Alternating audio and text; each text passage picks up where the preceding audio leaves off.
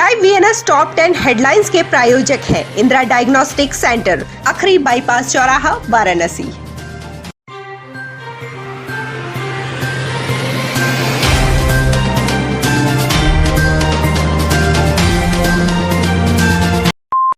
वाराणसी में सोमवार को कोरोना के 60 नए मामले सामने आए। बीते 24 घंटे में कोरोना से 3 मरीजों की मौत हुई है। सोमवार को होम आइसोलेशन से 150 मरीजों को छुट्टी मिली, जबकि अस्पताल से 40 मरीजों को डिस्चार्ज किया गया। जिले में कोरोना से मरने वालों का आंकड़ा 754 है। अब तक 81,748 कोरोना पॉजिटिव मरीज वाराणसी में मिल चुके हैं, जिनमें से 79,905 लोग स्वस्थ हो चुके हैं, जबकि एक्टिव केसों की संख्या 1089 है। योग गुरु बाबा रामदेव ने हाल ही में एलोपैथी को लेकर बयान देकर पूरे देश में एक नई बहस छेड़ दी है। इसके बाद आईएमए ने उनसे इस पर माफी मांगने के साथ ही साथ 500 करोड़ की नोटिस भेजी थी। वहीं अब धर्म की नगरी काशी में भी बाबा रामदेव को समर्थन मिलना शुरू हो गया है। अखिल भारतीय व्यास संघ के राष्ट्रीय अध्यक्ष और पातालपुरी मठ के महंत बालक दास ने राष्ट्रपति को पत्र लिखते हुए एलोपैथिक डॉक्टरों से 5,000 करोड़ रुपए जुर्माना वसूलने की मांग की है। राष्ट्रपति जी को कि जब ये सब पता है सबको कि कोरोना की कोई दवा नहीं है, और जब कोरोना की कोई दवा नहीं तो फिर 6-6 लाख 10-10 लाख किस प्रकार से किस लिए लिया गया, और ऐसी स्थिति में फिर भी 10 लाख रुपए लेने के बाद भी उसको बचा नहीं पाया, क्योंकि जब दवाई नहीं तो आप बचाओगे कहाँ से। ऐसी स्थिति में आपने लूट लिया लोगों को। तो मैंने पैथोलॉजी को और आईएमए पर एक कहा है कि आप 5,000 करोड़ का इन पर जुर्माना लगाएं। बीती रात चेतगंज एसीपी नीतीश प्रताप सिंह द्वारा ऑपरेशन दस्तक के अंतर्गत छापेमारी कर एक मकान में चल रहे सेक्स रैकेट का भांडाफोड़ कर दिया। इस कार्रवाई में पकड़ी गई 3 युवतियों और 3 युवकों को पुलिस ने मीडिया के सामने पेश करते हुए संबंधित धाराओं में जेल भेज दिया। इस संबंध में एसीपी चेतगंज नीतीश प्रताप सिंह ने बताया कि पुलिस कमिश्नर ए सतीश गणेश के निर्देश के क्रम में दस्तक अभियान चलाया जा रहा है और पूर्व अपराधियों के घरों में पहुंचकर यह खंगाला जा रहा है कि वो वर्तमान समय में क्या कर रहे हैं। उस अभियान के क्रम में समस्त थाने की टीम अपराधियों के घरों को खंगाल रही है कि वो वर्तमान में क्या कर रहे हैं, क्या नहीं कर रहे हैं। उसी क्रम में हम लोग इस क्षेत्र में थे। उस दौरान मुखबिर से सूचना मिलती है कि एक कैलाबाग नगर कॉलोनी है, तेलियाबाग कैलगढ़ है, और थाना चेतगंज में तो एक घर में कुछ अनैतिक कार्य हो रहे हैं। उसके क्रम में हम लोग वहां जाते हैं और ये देखते हैं कि वहां पर कुछ महिलाएं और कुछ पुरुष हैं जो आपत्तिजनक स्थिति में थे।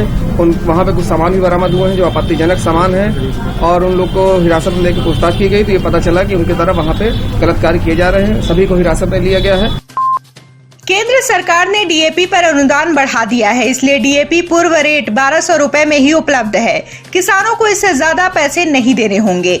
उत्तर प्रदेश के कृषि मंत्री सूर्य प्रताप शाही की अध्यक्षता में सोमवार को वेबिनार के माध्यम से राज्य स्तरीय खरीफ उत्पादकता गोष्ठी हुई, जिसमें लखनऊ से राज्य मंत्री कृषि लखान सिंह राजपूत, कृषि उत्पादन आयुक्त आलोक सिन्हा, अपर मुख्य सचिव कृषि डॉक्टर देवेश चतुर्वेदी सहित कृषि, पशुपालन, मत्स्य, विद्युत, सिंचाई व उद्यान विभागों के उच्च अधिकारियों ने भाग लेकर खरीफ उत्पादकता के लिए व्यवस्थाओं, शासकीय सहायताओं की जानकारी दी। वैश्विक महामारी कोरोना की दूसरी लहर को देखते हुए माता विंध्यवासिनी के दरबार को आम श्रद्धालुओं के लिए बंद कर दिया गया था। शासन की गाइडलाइन के बाद विधायक पंडित रत्नाकर मिश्रा ने 1 जून से माता का दरबार आम श्रद्धालुओं के लिए सुबह 7 से शाम 7 बजे तक खोले जाने की बात कही है। उक्त जानकारी विधायक प्रतिनिधि चंद्रांशु गोयल ने दी है। विधायक पंडित रत्नाकर मिश्रा ने सभी व्यापारियों और दर्शनार्थियों से आग्रह किया है कि खुद मास्क लगाएं और दूसरों को मास्क लगाने के लिए प्रेरित करें। चंदौली जिले में कोरोना संक्रमण काबू में आने के बाद मंगलवार से लॉकडाउन की पाबंदियां खत्म होंगी। सुबह 7 से शाम 7 बजे तक दुकानें खुलेंगी। वहीं आवागमन पर भी रोक टोक नहीं रहेगी। हालांकि कोरोना के खतरे को देखते हुए सतर्कता बरती जाएगी। ऐसे में दुकानदारों को व सार्वजनिक स्थलों पर कोविड प्रोटोकॉल का कड़ाई से पालन कराने का निर्देश है। शासन की गाइडलाइन के क्रम में जिलाधिकारी संजीव सिंह ने निर्देश दिया है।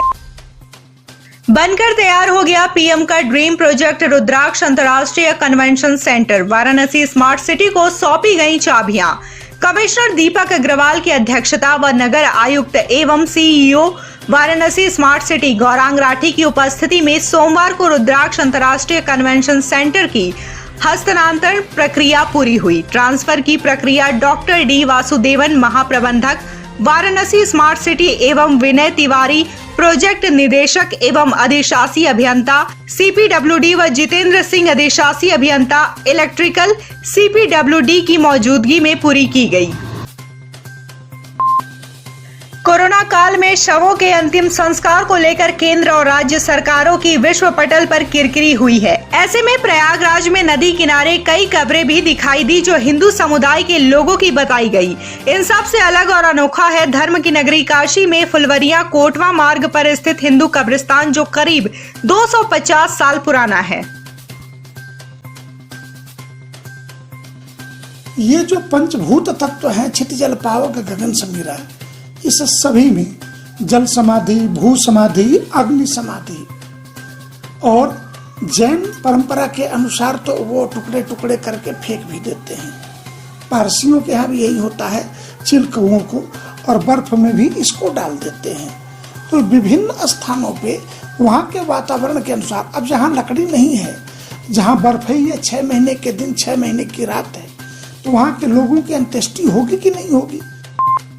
मोदी सरकार के केंद्र में 7 साल पूरे होने पर भाजपा कार्यकर्ता वाराणसी में सेवा कार्य में जुटे हैं।